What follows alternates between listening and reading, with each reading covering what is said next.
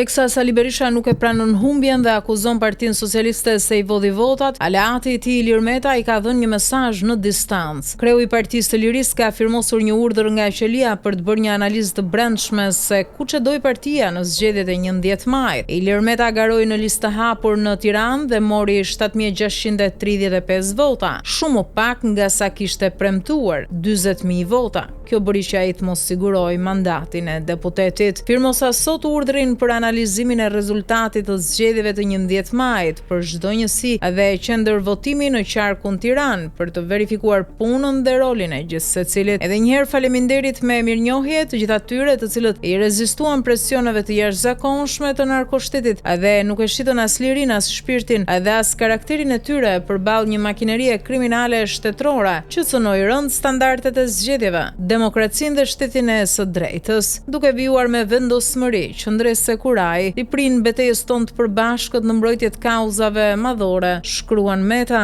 Nuk dihet se si do të reagojë Berisha ndaj këtij urdhri të Ilir Metës. Megjithatë, kjo është dukshëm një sfidë e hapur për demokratët. Ka ardhur koha që edhe Sali Berisha të marrë përgjegjësinë e humbjes së thellë të 11 majit përballë Edi Ramës, pasi sipas tyre nuk mund të jetë vetëm vjedhja e votës nga ky i fundit faktori që prodhoi këtë lloj rezultati.